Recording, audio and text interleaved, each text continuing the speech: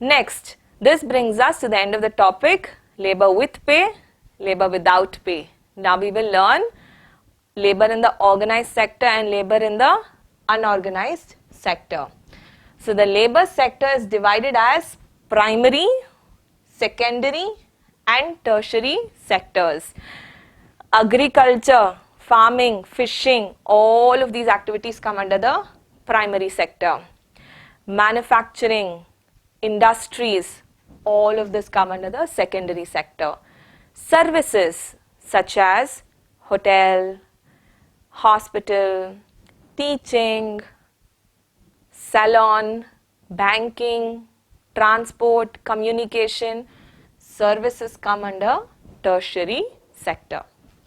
Similarly, based on securities and facilities available, whoa, don't get scared looking at the words like securities, facilities, I shall explain. The labor sector is further divided into organized and unorganized. It's very simple, students. So let's say somebody is working in the government sector. Now, you would have heard everyone say, oh, if you get a government job, you'll be very secure. What is the meaning of secure?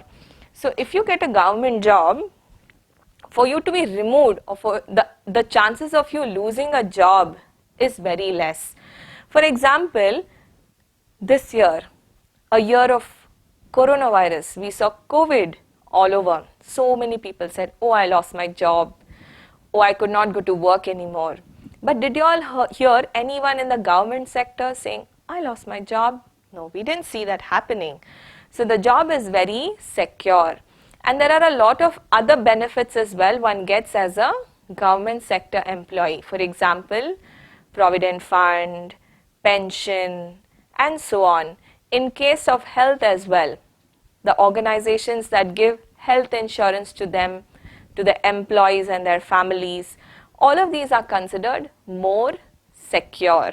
So the way the facilities and benefits are given, the labor gets divided into organized and unorganized. So there are a lot of private companies as well who give security of job, pension, provident fund, and so many other benefits of insurance as well. So based on this, we will be learning organized and unorganized sector. Students, when I say organized sector, apart from the government and private companies, do anyone else come in your mind? If they do, leave the answers in the comments. And I also wanted to tell you all, when I say organized sector, who comes to your mind? In my mind comes the vegetable vendor who comes in his cart selling vegetables. He doesn't have anything like pension, provident fund. COVID happened, he could not even come and sell vegetables to our home. So he comes under the unorganized sector. So the sector which is enrolled as per the law of the government and provides fixed wage. So the wage is fixed. It is not like, oh, for 10 days it will be 1,000 rupees, then for 20 days it will be 10,000 rupees. No, there are no changes. The wages are fixed. Facilities within the framework of law is called organized sector. They give a lot of facilities as per the law. Such sector is called organized sector. This will come as a difference between, so when they ask you differentiate between organized and unorganized sector, the first point should always be the definition. Learn it from both the point of views, as a definition and also to write in the differentiate. This sector is guided by Minimum Wages Act. So there is a government act called the Minimum Wages Act. So if a company is under the organized sector, they cannot give anybody a wage or a salary below the amount mentioned in the Minimum Wages Act. It is also guided by the Factory Act, Special Allowances Act, Provident Fund Act, and many other act which is always in the support of laborers.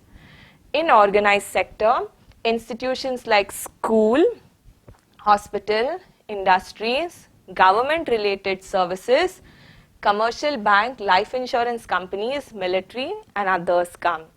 So three things: the definition of organized sector, the various acts that support laborers in the organized sector, and what are all the institutions or industries that come under the organized sector. You should learn these 3 points. This sector has to take the permission of the government before it begins its function. It also is mandatory for them to pay tax.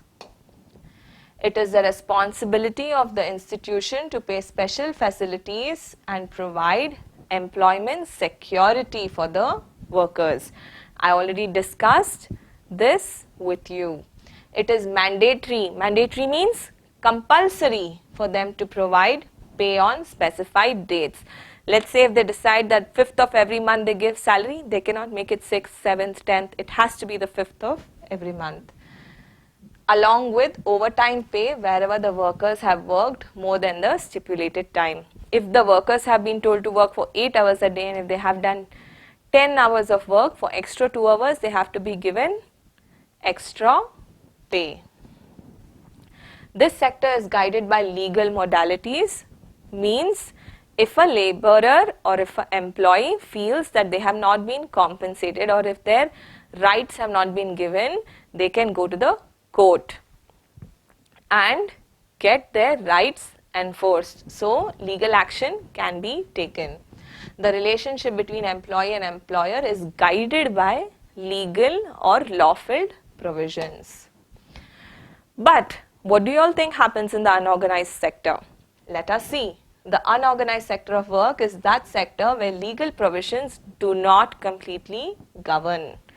So, if here they are not getting minimum compensation, they cannot go to the court to get it enforced.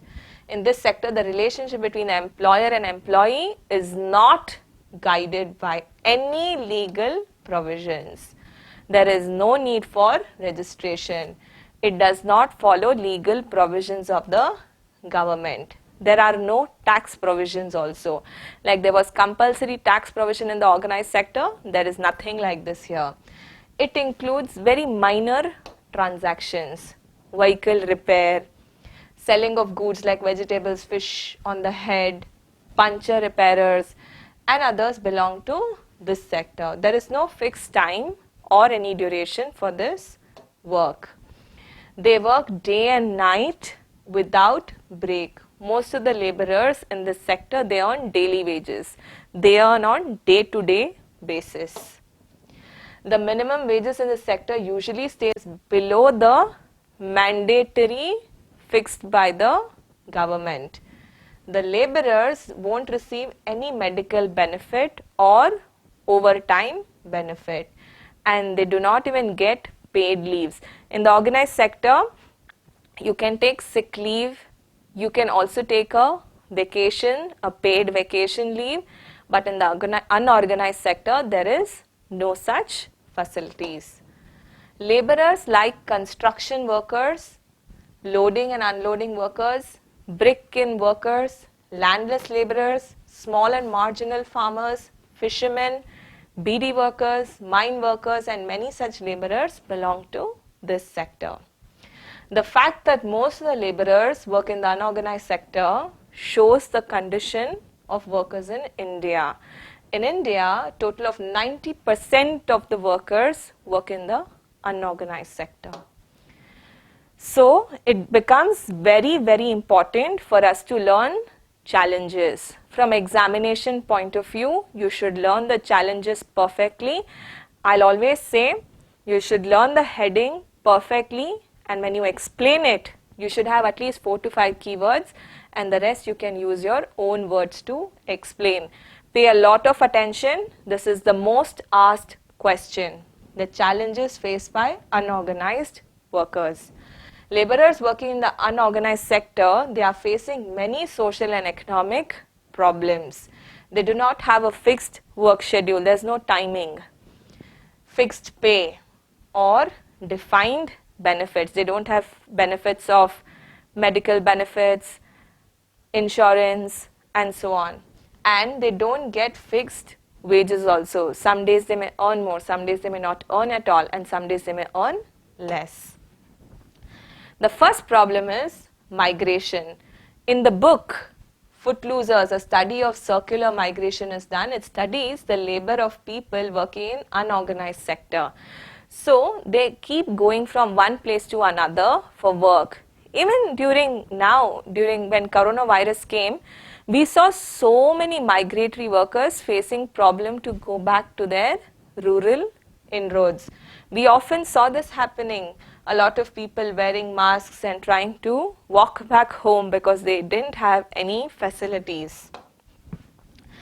In this book, it studies the inevitability of the people to migrate from their place of living to the place of working. So, because the place where they are staying, there are no working opportunities, they go to another place to work. Even you all would have heard, like I live in Bangalore, so I hear a lot of people coming from Mysore, Mandya, Kengeri every day for work. So they travel almost for 2 hours to work here. And given the IT sector that is boomed in Bangalore, I see so many people come from different parts of India to work in the areas of Whitefield, Electronic City and so on. Migration is one of the main features of unorganized sector. So what is the first thing? They migrate, or they go from the place where they're living to another place just for work. Laborers of unorganized sector migrate from one place to another place in search of work. So like we saw, the people who keep migrating like this for work, they have no social security. What is social security? So unorganized sector workers face social insecurity. Social security means having minimum needs to lead a life like housing, health, water, food, drinking water, equal opportunity to work and others. People in the unorganized sector have social insecurity. They do not have these facilities. Providing these facilities universally or to everyone and publicly is called as social security. Very, very important definition. But this is not available for people working in the unorganized sector.